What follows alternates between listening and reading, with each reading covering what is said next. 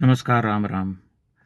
सन्नी देओल की आगामी बहुचर्चित फिल्म है बंटवारा। उसके प्रमोशन के दौरान उनसे पत्रकारों ने पूछा कि आपने पाकिस्तान में शूट किया, कैसा लगा ये किया? तो सन्नी देओल कहते हैं कि नहीं नहीं, शूट तो हिंदुस्तान में ही किया है, लेकिन जैसा कि पापा कहते थे कि भारत हमारी माँ है, तो वह मौसी है। पाकिस्तान एक ही मुल्क था और जो है बंटवारे के बाद अलग हो गया। अब क्या है कि उनके इस बयान पर बहुत सारे लोग जो हैं कुपित हो गए हैं, क्रोधित हो गए हैं। और सन्नी देओल की जैसी फिल्में होती हैं देश प्रेम से ओत-प्रोत, अकेले जो है पाकिस्तान की पिटाई करने वाले सबसे चर्चित हीरो के रूप में वे जाने जाते हैं। तो सन्नी देओल पर जो है आरोप लग रहे हैं कि सारे बॉलीवुड के भांड जो हैं एक ही तरह के होते हैं और ऐसा होता है, वैसा होता है, इनका पाकिस्तान प्रेम जाने वाला नहीं है। लेकिन समझने वाली बात ये है कि हम तुरंत उद्वेलित होकर के किसी की जो है किसी के भी बारे में अपना एक प्रमाण पत्र जारी कर देते हैं, जिसे हम कहते हैं कैरेक्टर सर्टिफिकेट। ऐसा करते हुए हमें एक क्षण नहीं लगता। तब प्रश्न यह है कि ऐसा सच भी है क्या? अब देखिए, सन्नी देओल कहते हैं कि जैसा कि पापा कहते थे, यानी कि धर्मेंद्र का यह वक्तव्य है कि भारत हमारी माँ है तो पाकिस्तान मौसी है। समझना इसलिए भी जरूरी है कि जिन लोगों ने अपने पुरखों की धरती को छोड़ा, जो पाकिस्तान कभी भारत का हिस्सा हुआ करता था, हम जानते हैं कि हिंदी सिनेमा के बहुत सारे जो अभिनेता रहे हैं, पुराने अभिनेता, वे सभी, बहुत उनमें से अधिकांश जो है बहुत पाकिस्तान की धरती पर, जो अभी पाकिस्तान है वहाँ पर उनका पैतृक निवास हुआ करता था। राज कपूर हों, चाहे देवानंद हों, चाहे धर्मेंद्र हों, चाहे अन्य कई लोग, कोई पेशावर से तो कोई कराची से, तो कोई यहाँ से तो कोई वहाँ से, पैतृक निवास उनका हुआ करता था।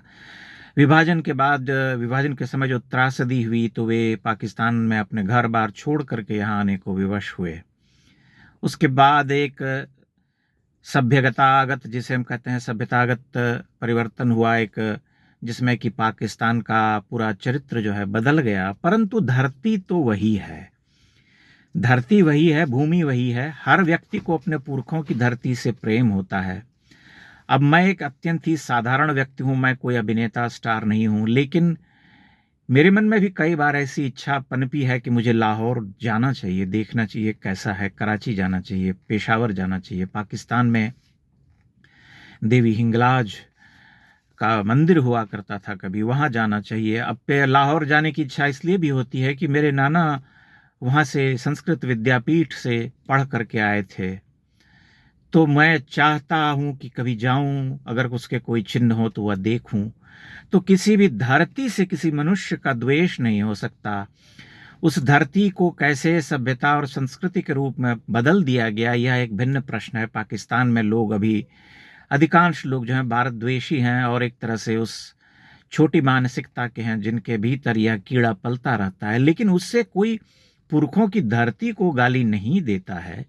यह बात समझ लेना चाहिए। और पंजाब में तो विशेष करके यह बात देखी जाती है कि उनके भीतर यह द्वेष कभी पनप नहीं सका, भले ही उन्होंने विभाजन का सबसे भयंकर विष जो है उन्हें पीना पड़ा और उसकी आग भी झेली, तथापि वे घृणा नहीं कर सके। यह एक तरह से बृहत्तर अर्थ में इस तरह से समझा जा सकता है कि यह हिंदू जीवन धारा है, जो कभी भी उस तरह से उतना कट्टर होना नहीं सिखलाती है। उसमें बड़ा समावेश होता है, वही उसका प्राण है।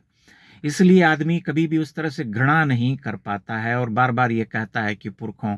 अभी हमने एक फिल्म देखी थी 21, जिसमें कि अरुण खेतरपाल के पिता, जो कि स्वयं सेना के अधिकारी थे, वे पाकिस्तान जाते हैं, सरगोधा, जहां पर कि उनके महान देशभक्त पुत्र जो है, जिनका बलिदान हुआ था, अरुण खेतरपाल, लेफ्टिनेंट अरुण खेतरपाल, जो मात्र 21 वर्ष के थे और पाकिस्तान युद्ध में 10 पाकिस्तानी टैंकों को उड़ाने के बाद उन्होंने अपने प्राण त्यागे थे। तब उस फिल्म में तो खैर बहुत अधिक जो है इसको गंगा जमनी तहजीब का शरबत पिला दिया गया है, लेकिन सच्चाई यही है कि वहां गए थे और उनका उसी मेजर ने स्वागत किया था, जिस मेजर के साथ कॉम्बैट में अरुण खेतरपाल बलिदान हुए थे। तो यह एक तथ्य है, लोग जाना चाहते हैं और पाकिस्तान की धरती को उसी दृष्टिकोण से देखते हैं कि यह हमारे पुरखों की धरती है। भले ही आज पाकिस्तान हो गया है, परंतु है तो वही धरती जहां पर हमारे पिता या हमारे दादा का जन्म हुआ था।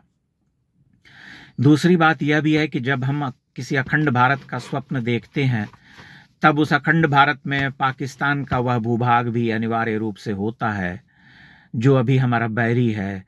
तो हम भविष्य में जब इस तरह के सपने देखते हैं, तब हमें यह भी सोचना चाहिए कि ऐसे सपने हम क्यों देखते हैं, और यह भी हमें विचार करना होगा कि वहाँ जो लोग रह रहे हैं उनका क्या होगा। यही प्रश्न तब भी आता है जब संघ बार बार यह कहता है कि नहीं ठीक है, पाकिस्तान के लोगों का भी डीएनए वही है जो हमारा है, और अगर हमने कभी उनके ऊपर विजय प्राप्त की तो हमें यह देखना होगा कि तब हम क्या करेंगे। क्या उन्हें हिंदू जीवन धारा जो है, बड़ी सी जो जीवन धारा है, उसमें लौटने के लिए उन्हें प्रेरित करेंगे, या फिर उनको उनकी स्वतंत्रता के साथ रहने देंगे ताकि वे बिना उत्पात किए, बिना संघर्ष किए हमारे साथ रह सकें। तो ये एक बड़ा ज्वलंत सा प्रश्न है, एक ऐसा विषय है जिस पर हमें विचार करना होता है।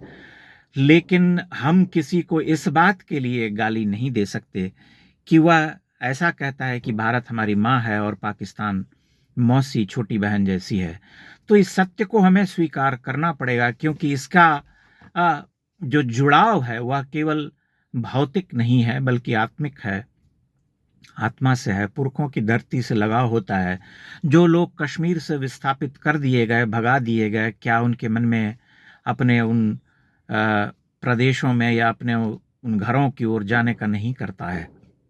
ये संघर्ष सारा उसी का है कि वे चाहते हैं कि अपने पुरखों की धरती को देखें। निर्वासन की पीड़ा तो होती है, भीतर बड़ी टीस होती है, उस टीस से कौन इनकार कर सकता है। इसलिए उसको इस अर्थ में नहीं देखना चाहिए कि अगर पाकिस्तान हमारे साथ दगाबाजी करता है या छद्म युद्ध छेड़ता है तो हम चुपचाप तमाशाई बन करके उसे देखेंगे, बल्कि उसे सबक सिखाएंगे भली भांति। लेकिन जो धरती है वह धरती तो वही रहेगी, चाहे वहां पर जिहादी हो या दीनी हो या कट्टरपंथी हो। उस धरती को तो वही धरती के रूप में रहना पड़ेगा जो वह थी। धरती परिवर्तित नहीं होती है, भूभाग परिवर्तित नहीं होती, उसकी संस्कृति अवश्य बदल जाती है। इस सत्य को हमें स्वीकार करना पड़ेगा और इस पूरे वक्तव्य को उसी प्रकाश में देखना होगा।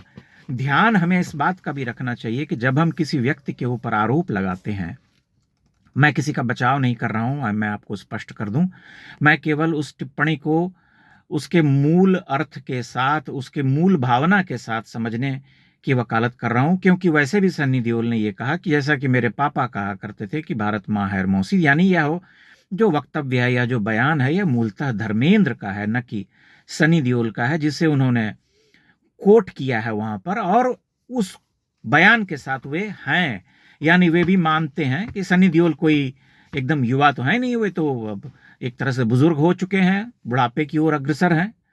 तो बुढ़ापे की ओर अग्रसर हैं तो उनका भी जुड़ाव तो होगा अपने पिता की उस धरती से जहां पर कि उनके पुरखों का हुआ था, जन्म हुआ था, कभी थे।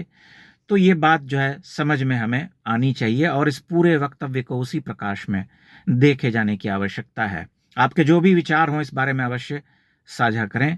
बहुत बहुत धन्यवाद।